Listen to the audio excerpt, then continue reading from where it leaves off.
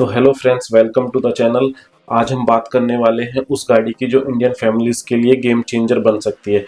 अगर आपकी फैमिली बड़ी है लेकिन बजट थोड़ा टाइट है तो ये वीडियो एंड तक ज़रूर देखना।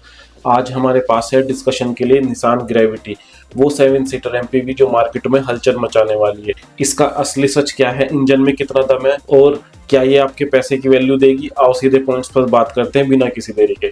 सबसे पहले इसके लुक्स की बात करते हैं। देखो, एमपीवी कैटेगरी में यूजुअली गाड़ियां थोड़ी वैन जैसी लगती है, लेकिन निसान ने यहाँ कोशिश की है इसको थोड़ा एसयूवी लुक देने की।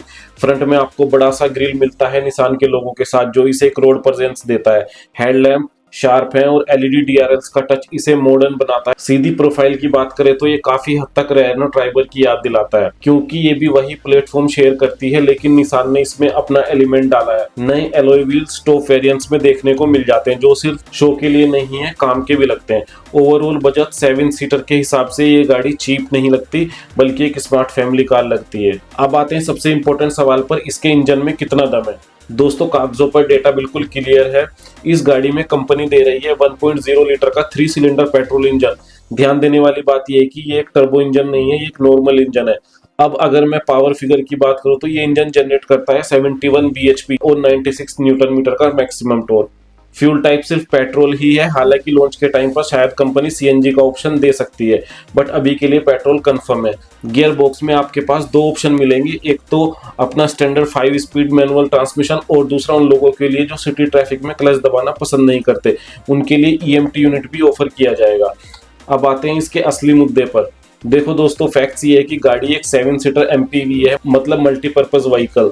जब आप इसमें 7 लोगों को बिठाओगे और साथ में थोड़ा लगेज भी होगा तो ये 96 न्यूटन मीटर का टॉर्क और 71 bhp की पावर ऑनेस्टली थोड़ा कम पड़ सकती है। सच बोलूं, सिटी ड्राइविंग के लिए ये इंजन स्मूथ है, ट्रैफिक में, डेली ऑफिस रन्स में आपको कोई दिक्कत नहीं होगी। लेकिन अगर आप पूरी 7 सीट ऑक्यूपाई करके एसी ऑन करके हिल स्टेशन पे जा रहे हो तो वहां आपको पावर की कमी फील हो सकती है। ओवरटेकिंग करते वक्त आपको पहले से प्लान करना पड़ेगा। फैक्ट यही कहते हैं कि फुल लोड पर थोड़ा पेशेंस रखना पड़ेगा।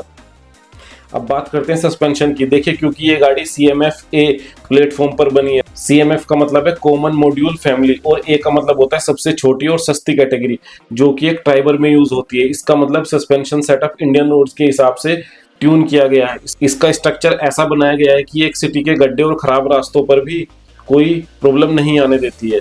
हालांकि टेक्निकल स्पेक्स पूरी तरह से कंफर्म नहीं है, लेकिन प्लेटफॉर्म की खासियत यही है कि राइड क्वालिटी को सॉफ्ट रखना, ताकि अंदर बैठे पैसेंजर्स को झटके कम महसूस हो। फैमिली के हिसाब से कंफर्ट अच्छे मिलने की उम्मीद है, लेकिन स्पोर्ट्स हैंडलिंग एक्सपेक्ट मत करना। ये आराम से चलने वाली गाड़ी है। दोस्तों, अब इंटीरियर की बात करते हैं। इंटीरियर का लेआउट नीट एंड क्लीन है। डुअल टोन डैशबोर्ड मिल जाता है, जो केबिन को ब्रीदेबल बनाता है।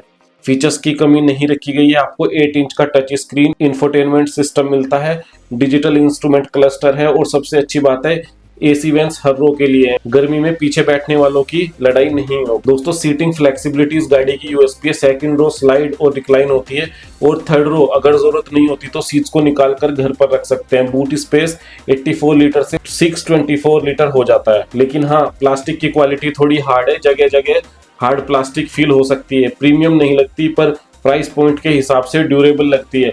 लॉन्ग टर्म में खड़खड़ की आवाज आ सकती है अगर खराब रास्तों पर रफ ड्राइविंग करोगे तब। फैमिली कार है तो सेफ्टी इग्नोर नहीं कर सकते। स्टैंडर्ड फीचर्स में सबको dual airbag, ABS with ABD और रिवर्स पार्किंग सेंसर मिलते हैं। टॉप वेरिएंट्स में उम्मीद है कि 6 airbags, ESP electronic stability program भी मिलेगा। ये इस सेगमेंट में एक प्लस पॉइंट है। प्लेटफॉर्म वही है जो ट्राइबर का है, जिसे ग्लोबल NCAP में 4 स्टार रेटिंग मिली है, तो हम उम्मीद कर सकते हैं कि ग्रेविटी में भी सेफ्टी के मामले में सॉलिड परफॉर्म करेगी। ये एक स्ट्रॉन्ग पॉइंट है इस सेगमेंट की गाड़ी में। दोस्तों, अब बात करते हैं प्राइस की। इसका एक्सपेक्टेड प्राइस शुरू होता है 6 लाख रुपए से लेकर। ये मैं शोरूम की बात कर रहा हूँ। इस प्राइस ब्रैकेट में 7 सीट्स, इतनी फ्लेक्सिबिलिटी और फीचर्स मिलना, ये एक बहुत बड़ा वैल्यू फॉर मनी बनाता है। अर्टिगा या कैरेंस लेने जाओगे तो बजट बहुत ऊपर चला जाएगा। मिडिल क्लास फैमिली के लिए ये एक प्लस पॉइंट है, जो कि इसका एक बड़ा एडवांटेज बन सकता है। आखिरी और सबसे जरूरी बात, गाड़ी तो ले ली, लेकिन सर्विस का क्या? दोस्तों, अब बात करते हैं इसकी सर्विस की। दोस्तों देखो, फैक्ट्स ये है कि निसान का सर्विस नेटवर्क इंडिया में उतना बड़ा नहीं है जितना मारुति या टाटा का है। बड़े शहरों में आपको दिक्कत नहीं होगी, वहां सर्विस सेंटर्स अच्छे हैं और पार्ट्स अवेलेबिलिटी भी डिसेंट है। लेकिन अगर आप टियर 2 या टियर 3 सिटी में रहते हैं तो लेने से पहले चेक कर लेना कि सर्विस सेंटर कितनी दूर है। कुछ ओनर्स का कहना है कि कभी कभी पार्ट्स आने में थोड़ा टाइम लग जाता है।